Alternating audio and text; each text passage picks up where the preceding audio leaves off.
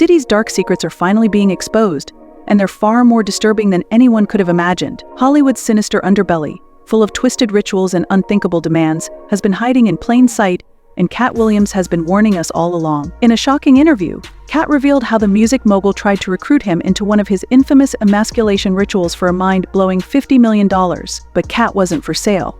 What's even more shocking is that this is only the tip of the iceberg. According to what Katt's saying, Diddy was tied to a Hollywood predator ring, and it's about time we untangled this mess.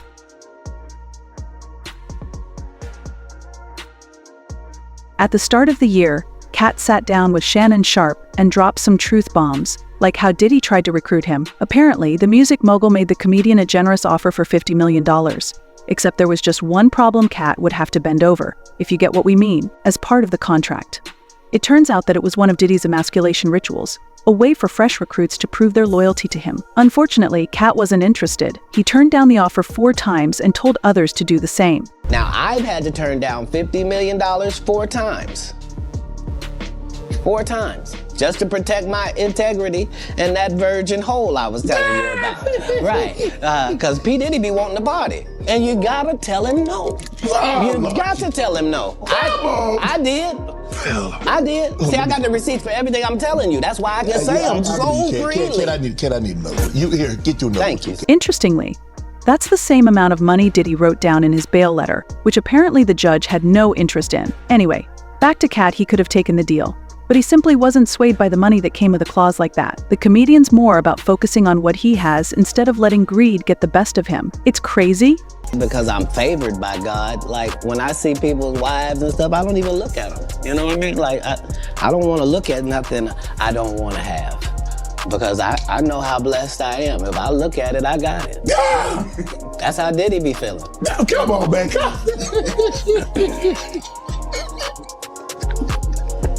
So, you're not supposed to look at anything that you don't want? Not me personally, just because God has given me literally everything I ever even pump faked like I want. And that's the whole thing. That's the whole thing, is I don't have a type of woman. Every woman that I ever had as a type, I ended up getting her. Now she's not the type anymore. Now I understand that every woman is a one of one. Like, you can't really have types.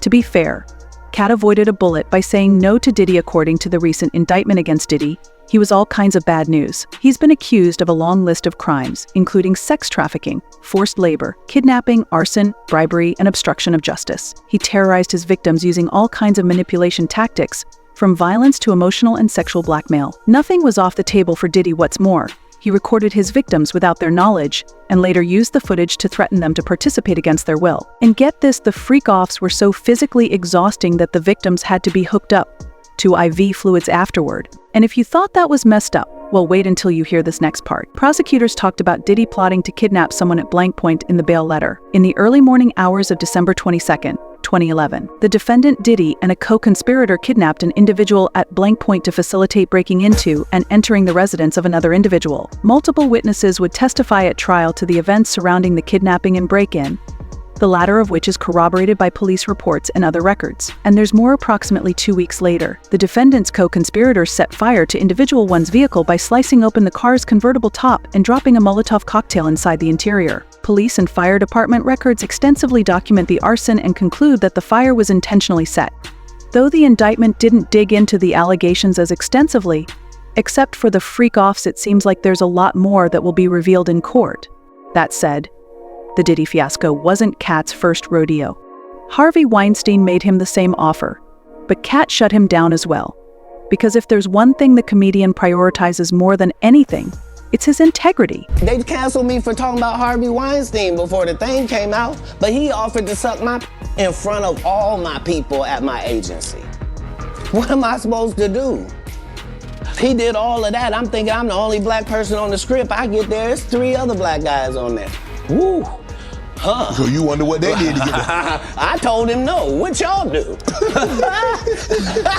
And this is why when I walk in a room, heads go down.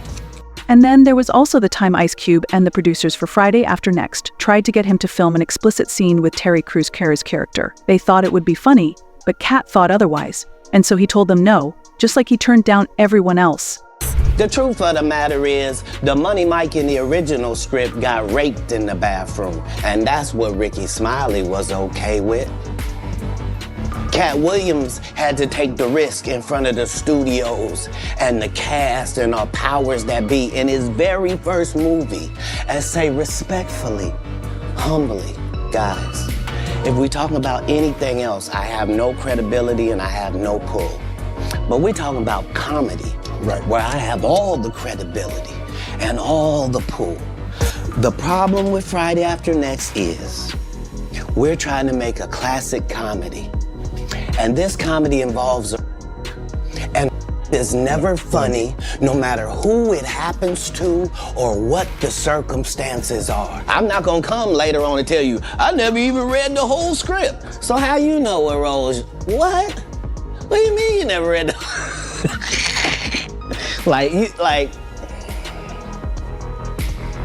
these guys' whole job is to present something, unfortunately. And I'm just not a presenter. If you ask me a question, I'm just gonna tell you the truth of how it went. Would you be willing to do another Friday? Cube already asked me to write it. I was supposed to have been writing it. This is what these guys are mad about. Like,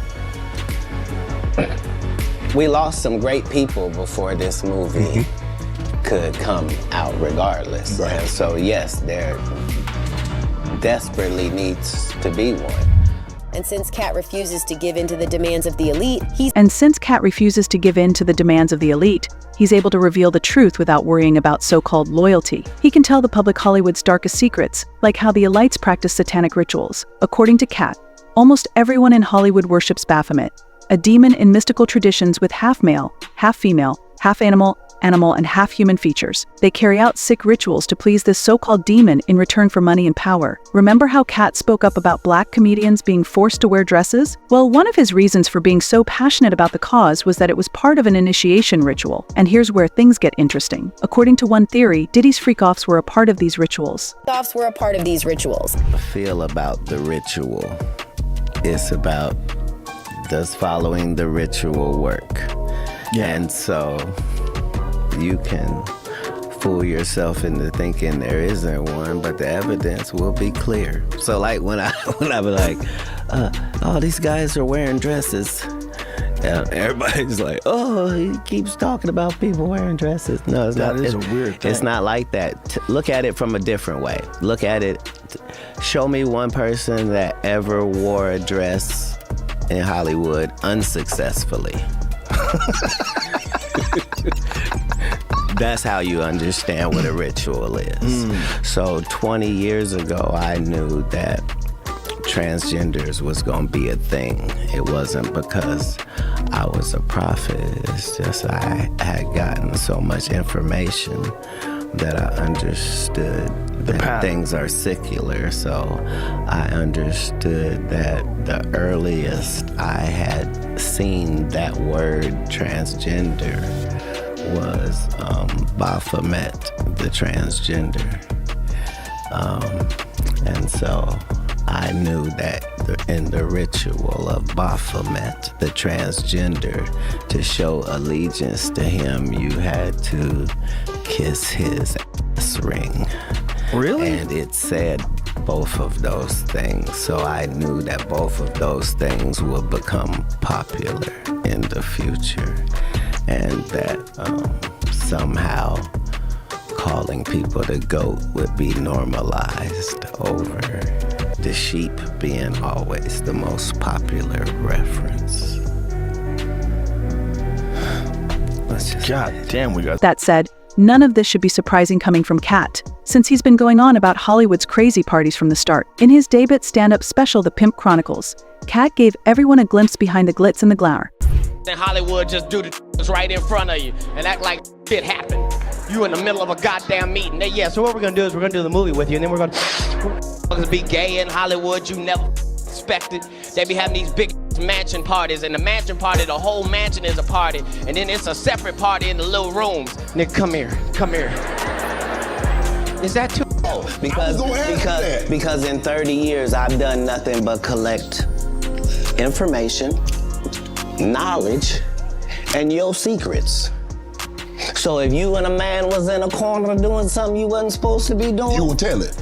no, somebody come to tell me. Okay. I gather that, I value that, I'll pay for that. Come, tell me. I know so many things I shouldn't know, and they all know it. They all know it. Why? Because you don't make me the villain. Not the guy that raises black children and ain't never done a hard in his life and don't have no stories of doing nobody dirty.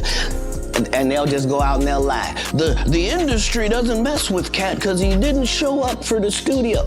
No studios have ever said that. Look at my IMDb. It will show you that no studio has ever lost money with me on the script. Interestingly, the comedian's got something to say even now. After the news of Diddy's arrest got around, the comedian posted a clip from Bad Boy 2 captioned, "POV when you leave a Diddy party."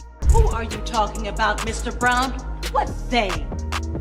Hey, look at it. He also posted another clip from 1991's New Jack City, with Diddy's face edited onto Nino Brown's body. He then captioned the story, "Diddy about to snitch on everybody." Who are you talking about, Mr. Brown? What they? Hey, look at it. Kareem Akbar. That's right, the educated brother from the bank. He's the real head of... He also posted another clip from 1991's New Jack City, with Diddy's face edited onto Nino Brown's body. He then captioned the story, "Diddy about to snitch on everybody." All of these big deviants is all catching hell in 2024. It's up for all of them. It don't matter if you Diddy or whoever you is. TG Jakes, any of them. All lies will be exposed. That's all. And anyone who takes that the wrong way, know why they take it the wrong way. The truth. Comments about Diddy snitching and dragging everyone down with him kind of mirror what Katt said at the start of the year during the Shannon Sharpe interview. And so we know for a fact that the legal proceedings are going to drag other names into the court, since the indictment acknowledges the role of other individuals as well. According to the documents, members and associates of the comms enterprise, including high-ranking supervisors, security staff, household staff, personal assistants, and other comms business employees, facilitated the freak-offs by, among other things, booking hotel rooms for the events, stocking the rooms in advance with the required supplies, including controlled substances, baby oil, lubricant, extra linens, and lighting, cleaning the rooms afterward to mitigate damage, arranging travel for victims and comms, and delivering large sums of cash to pay the workers. During searches of comms residences in Miami and Los Angeles, law enforcement seized various freak-off supplies, including substances and more than 1,000 bottles of baby oil and lubricant. And get this, Katt was right. No one is safe. According to Michael Wilson, a Howard Law student, others who were involved could likely be brought up on conspiracy and racketeering charges as well. He also said if there were foreign officials involved or paid off, there could be charges under the Foreign Corrupt Practices Act. So, at the end of the day, there's no denying the fact that Katt really was trying to warn us about Diddy.